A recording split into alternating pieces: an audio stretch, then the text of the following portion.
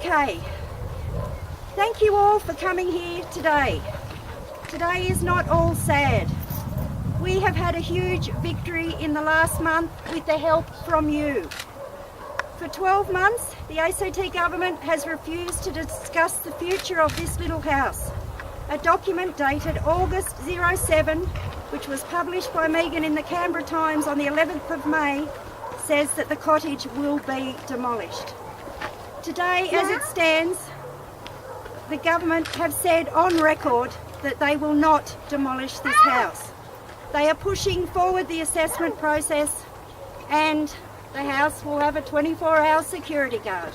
So, yay! What a wonderful victory. What's the cost? Wake up! Exactly. Wake up, Australia. But it's a victory. It's a victory. This little house, up to a month ago, was going to be demolished. And if it wasn't for the media and the huge amount of public support that we have had, this little house would still be under threat. So thank you all. And it's a great achievement.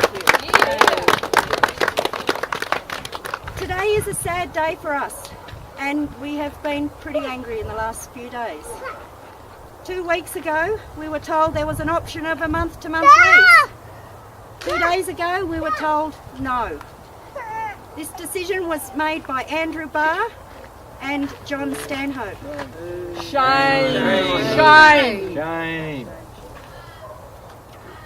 I am particularly upset about the statements that Mr. Barr has been making publicly about our tenure and about my family. Spiteful. These repeated incorrect statements are despicable. Our Barr, not Farrell's. Yeah. Today we would like a silent protest against John Stanhope and Andrew Barr. The police officers and the government officers arriving here today are just doing the work for this dirty duo. So I ask you that you show these people arriving here today some respect. This has to be a terrible thing for them to have to do.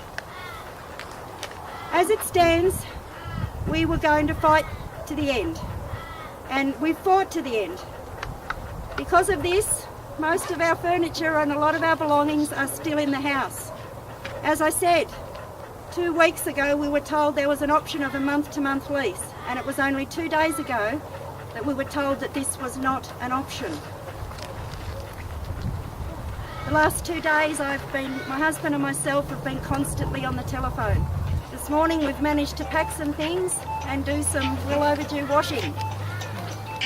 There's still some towels on the line. When the ACLA people arrive today, the ACLA and TAMS people and the police, I'm going to invite them into the house. I'm going to try and negotiate that I'm allowed to have access to my home of 26 years next week under the supervision of TAMS, so that I can pack up our belongings with some dignity. Let them stay. Again, thank you very, very much for all your support, for turning up here today. It's going to get cold. There's those of you who are outside, there's lots of wood, and there's 2 containers you can light a fire in. Someone will show you where they are when it starts to get cold. But again, thank you so much. This community has saved this house, and this house will be here forever. What I would like is the group called the Friends of the Caretakers Cottage to have some sort of input into what sort of community centre Mr. Barr wants to make this place. That's his statement lately, that this will now be turned into a community centre. There's other ideas been floating around that it might be turned into a restaurant. I would like this house to be run by a community group, hopefully the Friends of the Caretakers Cottage, so that it is here left intact in its 1926 state, which it is today, for the rest of its life. Yes. Thank you again for coming here today. Well done. And I'd like to thank Jackie and Rick and lots of people. I'm going to forget now, so I shouldn't have started. Megan Doherty, you've been absolutely wonderful. You have just run this media campaign, and you're like a dog with a bone. I'm just so happy that we met you up the top of the road on our first little protest a few years ago. So thank you very, very much to everyone, and particularly those who have gone above and beyond, but all of you have saved this little cottage forever. So let's just hope now that that this little cottage will be a beautiful little community centre and a museum. We had Aboriginal artefacts found out here on the first open day, and they'll be the first exhibits in our museum. We've got the history of the wonderful families that have provided this to us from the beginning. Jeff Gibbs moved in here when he was 6 months old in 1927. And he's provided us with an amazing written and photographic history, and all of his wonderful stories, and the Vest family, Ross and Robin and Bert and Yvonne and all of the other Vests. There's a whole heap of Vests here in Canberra, and they've all been out here. And we were just like, through all this publicity, we've been lucky enough to meet Terry and Mark Carr, who also lived at the house after the Vests moved out. Hey, Batman, shush for a minute.